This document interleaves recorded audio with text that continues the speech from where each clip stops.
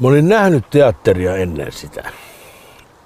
Se oli vaan, että ei se mua ollut mitenkään, ja elokuvia tietenkin, että ei mä koskaan kuvitellut itseäni sinne. Ei mulla ollut mitään sellaista, että someday me too, no.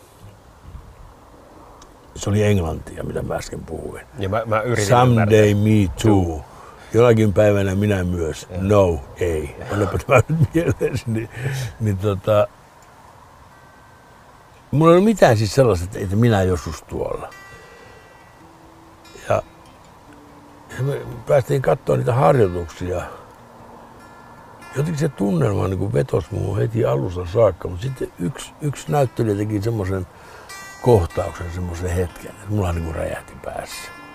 Että jumalauta, siis tässähän tämä on. Siis tämähän on se, mitä mä haluan tehdä.